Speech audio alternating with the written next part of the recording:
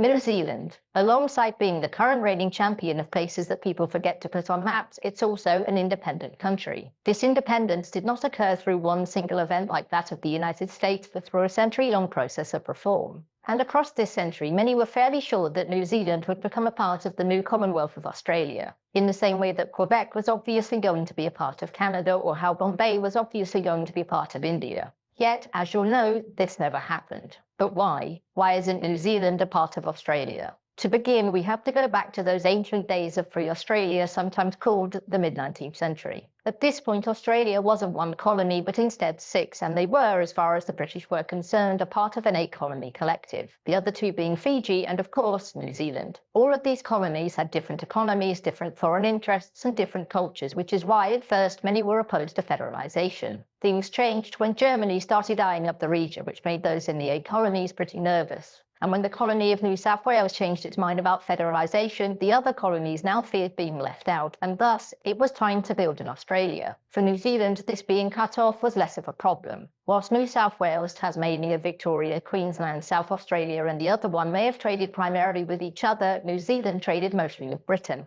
There were other reasons for New Zealand rejecting federation too. The first was the massive distance between itself and Australia, which for reference is the same distance between Britain and Morocco. Another was that the drafting of the documents for Australian federation were done by those who lived in Australia, which might sound incredibly obvious, but New Zealand and Fiji weren't given an opportunity to contribute much to the discussions, and thus they were largely seen as places that would be added to Australia as opposed to a foundational part of it, which upset many New Zealanders who wanted to be seen as equals. And this lack of consideration for New Zealand's distinction is what mostly scuppered any chance of it being a part of Australia. You see, New Zealand had a long and storied history between the island's indigenous people, the Maori, and the European settlers, the Pākehā, and there were concerns that integration into Australia, a place not highly rated on the kindness to the people already living thereometer, would mean that the Maori would again be reduced to second-class citizens and importantly violate the Treaty of Waitangi, which as a result would lead to another war. There were fair reasons to believe this, since the draft constitution explicitly stated that the indigenous people were to be ruled over by the whites there, and New Zealand thus demanded that this not apply to them and that they would refuse to join unless Australia amended its constitution,